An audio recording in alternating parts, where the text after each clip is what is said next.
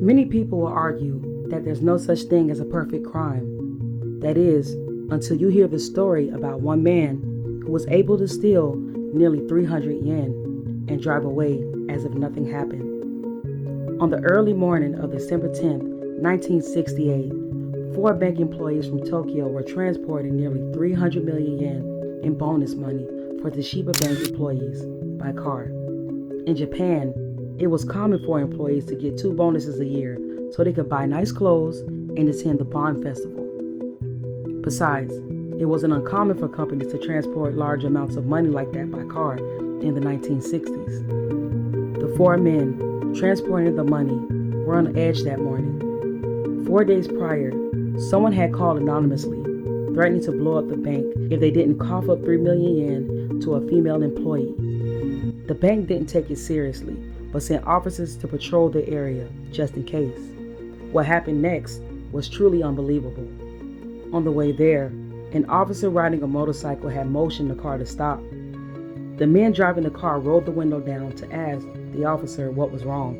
The officer warned them that the bank that they were transporting the 300 million yen to had exploded and that there were dynamites under the car. He motioned for the men to let him investigate.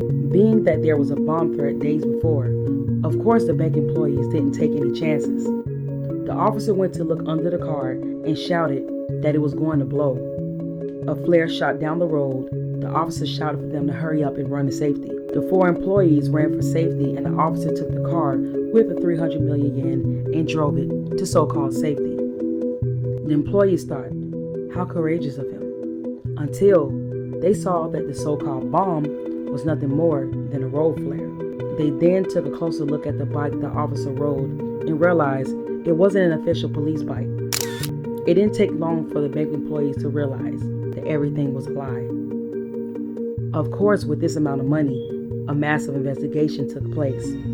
There were 170,000 policemen, 110,000 suspects, and 780,000 montage pictures throughout Japan. Despite there being 120 pieces of evidence found at the scene and the motorcycle itself, the investigation turned up nothing. The suspect even left saliva in a postage stamp, and they concluded the suspect's blood type was B. There were also several witnesses in the case that saw the man take off in the car. The police released a composite based on these eyewitnesses' accounts. Police went door to door of every apartment nearby and questioned college students. Police were sure that the letter they had received 4 days prior were somehow connected to the 300 million yen robbery and other bomb threats that other banks were getting in the area of Tama. A handwriting analysis confirmed this suspicion. The same person who had sent several bomb threats days prior was the same person or persons that had threatened other banks. The police were getting nowhere fast with the case, and the pressure to come up with a suspect was beginning to get to the police officers. So much so that they accused a young boy, who they called Boy S, of committing the crime. He became the prime suspect of the case when police learned he was the son of a Tokyo motorcycle police officer. Boy S was also the leader of a gang of juvenile delinquents known as the Tashikawa Group. Add that with the fact that he looked very similar to the composite sketch released by the police. The police were so desperate that they even took the 4 bank employees who were transporting the money that day to the home of Boy S, where they all agreed it was a strong possibility that Boy S was a person who robbed them. That same night, Boy S unalived himself with potassium cyanide pills. The police spent 7 years on the investigation, costing them 900 million yen in total, 3 times the amount that was stolen. Also, the statute of limitations ran out for the case in 1975, so the case essentially went cold. There were many theories with the case.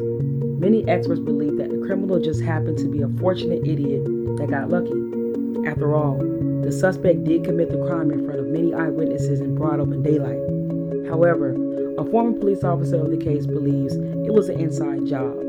He believed the suspect had to have known the car would be lightly guarded, and that there were a limited amount of officers who could respond due to extremists in the Tama area. The last theory comes from an anonymous author who confessed to the crime, saying that him, a woman, and Boy S came up with the crime, but Boy S ended up bowing out. The police also agreed the composite sketch released did more harm than good, because eyewitnesses didn't really get an accurate description of the suspect. The composite was taken down in 1974. As for the employees, they were still able to get their end-of-the-year bonuses as promised, and life went on. Despite the many leads and massive amount of evidence, the case still remains a mystery 55 years later.